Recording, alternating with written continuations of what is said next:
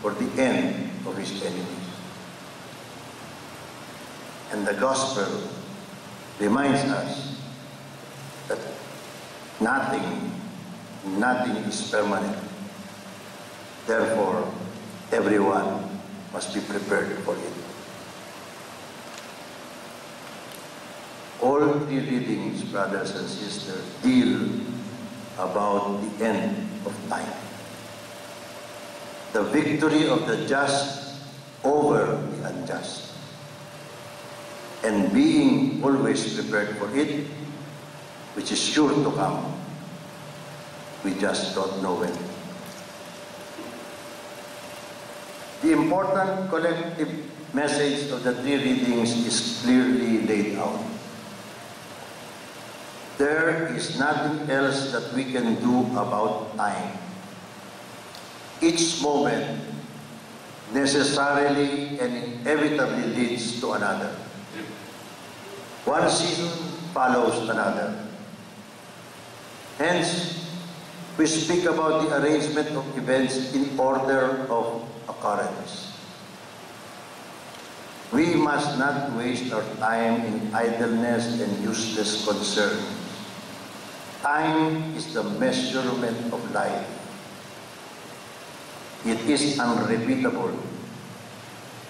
Our life begins when our time begins. Our life ends when our time is up. There is no going back with time. Ang pagdaan ng mga araw at panahon ay makalangit na gawain at walang magagawa ang tao na makontrol man ito. Kahit na maraming stem cells na gawin mo, hindi mo makokontrol ang buhay mo. Pinagkaloob sa atin ng Diyos ang buhay na may iba-iba tayong karanasan ng ups and downs. Ang Diyos sa Kanyang walang hanggang karunungan at kapangyarihan ang nagtatakda ng pagtatapos at pagsisimula ng panahon. Siya ang nagtitiyak kung kailan talaga magaganap ang katapusan ng ating panahon at buhay. Ang bawat panahon natin dito sa mundo ay ibinibigay niya sa atin. At ito'y isang butil lamang kumpara sa Kanyang eternity sa buhay na walang hanggan. Saint Augustine, in one of his well-read articles, explains that the Heavenly Father decided to keep the exact day and hour of the world's end to keep us looking forward to this very important moment and live our lives always to the optimum and always prepared for any eventuality. So how then can we best be prepared for the Heavenly Father's surprise? From an article in the Sabbath Scripture Meditations, this seemed to be the fairest ways. Keep loving. Lagi tayong maging mapagmahal. We will always be judged and remembered by our loving acts and loving ways. Ano man ang ating ibang pagkukulang, madaling isang tabi ito kung naiparamdam natin ang ating pagmamahal sa kapwa. Act justly. Laging maging makatarungan. To act justly is to always be at peace.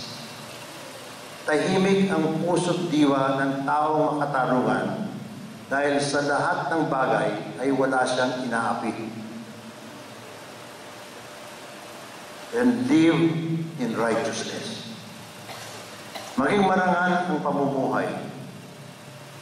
When a person tries to follow the will of God in each circumstance of life, then a person's conscience is clean and calm.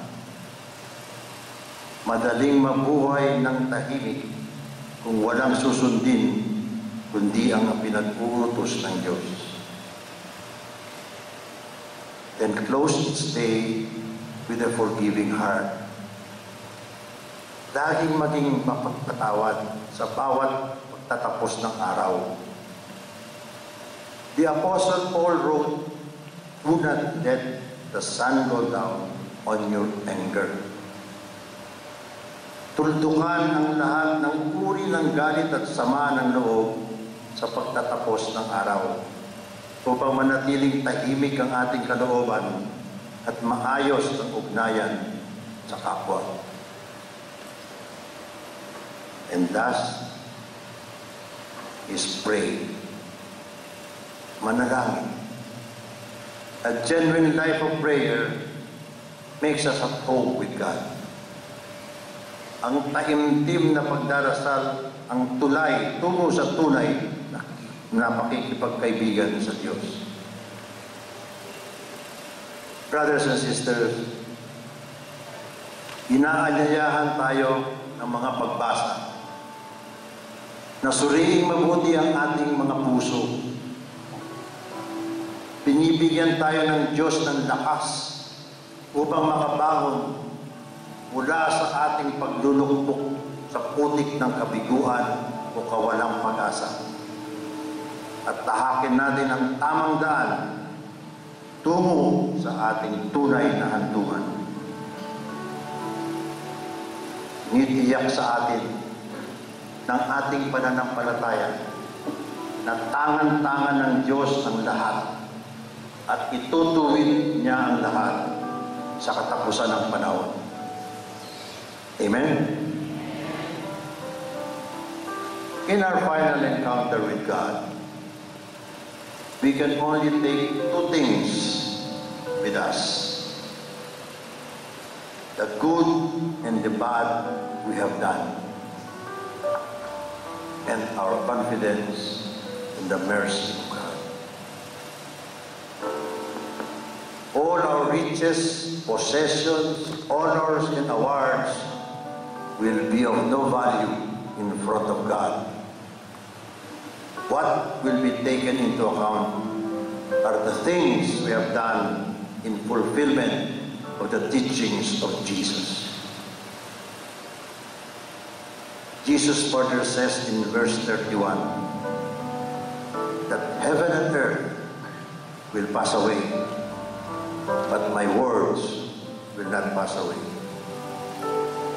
It means, brothers and sisters, that our faith in Him and fidelity to His teachings will be our stronghold in the midst of life's trials, confusions, and temptations.